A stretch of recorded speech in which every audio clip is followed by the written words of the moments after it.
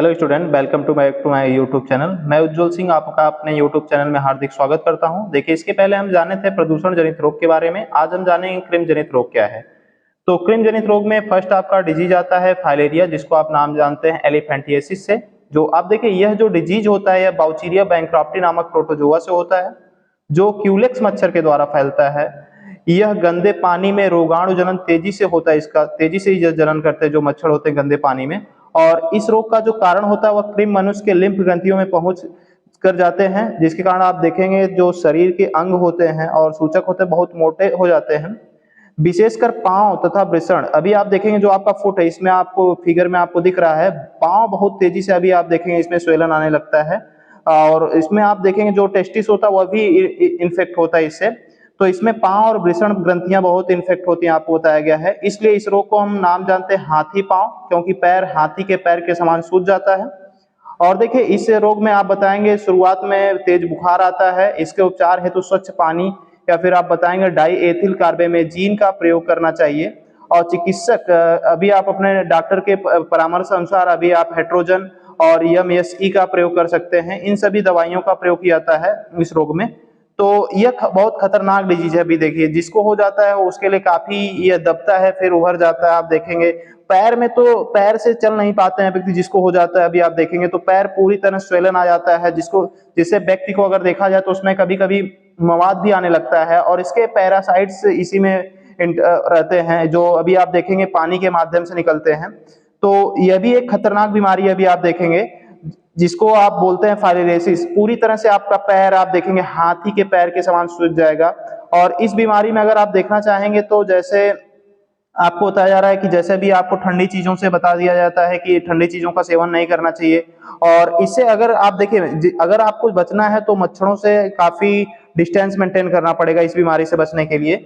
देखिए, आपका जो सेकंड डिजीज है टीनियसिस है, कृमि जनित रोग यह भी है। आंत में यह रोग होता है, जो आप बताएंगे टीनिया सोलियम नामक परजीवी द्वारा होता है। इसमें रोगी व्यक्तियों के आंत में अंडे उपस्थित होते हैं जो मल के साथ बाहर आ जाते हैं। सूअर जब इस मल को खाते हैं तो सूअर के आंत में पहुंच जाते हैं, यहाँ पर अंडे कवच खुल जाते हैं तथा भ्रूण बाहर निकल आता है। यह आंत को भेद कर रक्त वाहिनियों से होते हुए मांसपेशियों में पहुंच जाते हैं। यहाँ पर कवच धारण करके विश्राम करते हैं।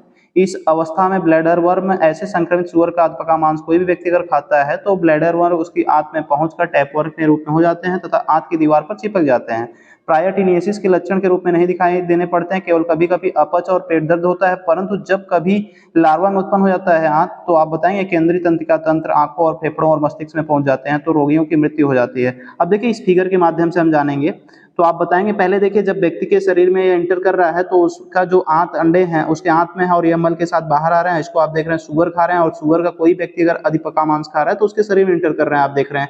अभी यहाँ पे पहुंच गए हैं, तो अभी आप देखेंगे कि यह आते हुए अगर यह मांसपेशियों में रुधिर वाहिनियों को भेद करके पहुंचते हैं।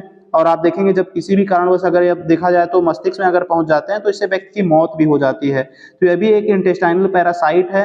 और अभी आप देखेंगे इस बीमारी के बारे में भी काफी समस्याएं क्रिएट होती है। बच्चों में तो आपको देखने के लिए ज्यादा मिल जाता है। और अभी आप देखेंगे अगर इसके लिए अगर आपको इसका उपचार करवाना है तो आप बताएंगे इसके रोकथाम हेतु अभी आप देखेंगे जो सुअर है, सुअर का मांस अभी खाना तो चाहिए, लेकिन उसको पकाकर खाना चाहिए और निकोलसन नामक दवा का प्रयोग करना चाहिए इस रोग में। देखिए, एस्केरियासिस एक लास्ट इंटेस्टाइनल पैरासाइट आपको हम बताएंगे। यह आंत का एक एस्केरियासिस लुब्रिकाइट्स नामक नेमेटोड द्वारा होता है। यह रोग बच्चों में अधिक पाया जाता है। आप देखेंगे एस्केरियासिस के अंडे रोगी व्यक्ति के आंत में उपस्थित होते हैं और आप बताएंगे फलतः पेट में तेज दर्द होता है। इसमें आप देखेंगे वृद्धि रुक जाती है। फेफड़ों में पहुंचकर यह ज्वर, खांसी, स्नोफीलिया का कारण बनते हैं। शरीर में रक्त की कमी हो जाती है। इसके लिए व्यक्ति सामाजिक सफाई सर्वश्रेष्ठ इसके लिए उपचार आपको बताया जाता है। इसके अलावा मेबेंडाजोल एवं पाइपराजीन फास्फेट का प्रयोग किया जाता है। और आप देखेंगे कि इसमें जो बच्चे होते हैं, आप देखते हैं धूल मिट्टी गंदगी में खेलते हैं, तो इस प्रकार से उनमें यह ज्यादा उनको बच्चों को इन्फेक्ट करते हैं एस्केरियासिस। और यह जब कभी किसी कारणवश मस्तिष्क में फंस जाते हैं तो बच्चों की मौत भी हो जाती है। और इसमें भी बच्चों को तेजी से पेट दर्द होता है। आप देखेंगे उल्टी, मिचली, ये सब समस्याएं आपको देखने लगते हैं और बच्चों के पेटों में असहनीय दर्द होता है। इस प्रकार से आप कृमि जनित के रोग के बारे में जाने हैं। इसके आने वाले वीडियो में आपको और जो भी डिजीज है उसके बारे में बता दिया जाएगा। इस प्रकार से आपको यह वीडियो अच्छा लगा है तो लाइक कीजिए, शेयर कीजिए, सब्सक्राइब कीजिए। धन्यवाद।